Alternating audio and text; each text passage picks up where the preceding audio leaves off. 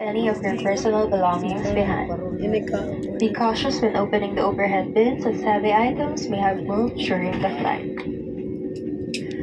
Mangyari po lamang na manatiling nakaupo at hintayin mawala ang ilaw sa fasten seatbelt sign bago tumayo para kunin ang inyong mga kagamitan. Nais din naming ipaalam sa inyo na ang paggamit ng palikuran sa mga sandaling ito ay mahigpit na ipinagbabawal. Maraming salamat po. On behalf of your entire Cebu Pacific team, headed by our flight deck crew Captain Sade and First Officer William Perte, together with your cabin crew, we thank you for making Cebu Pacific part of your important moment. It was really a pleasure having you all on board, and we do hope to fly you to more fun in the future. Once again, thank you everyone for flying Cebu Pacific.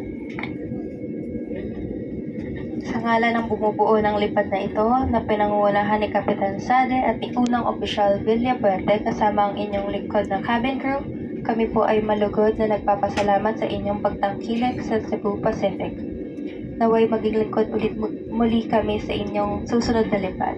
Muli maraming salamat sa paglipad kasama ang Cebu Pacific.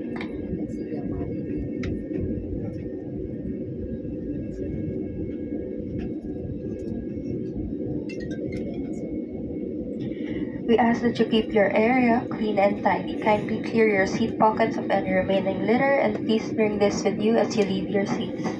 You may dispose this in the bins near the exits. We seek your cooperation in ensuring that no litter is left behind the aircraft.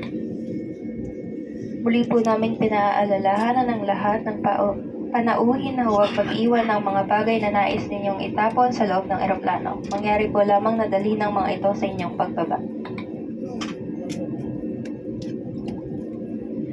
For guests needing additional assistance such as wheelchair, you are advised to deplane last using the forward door only.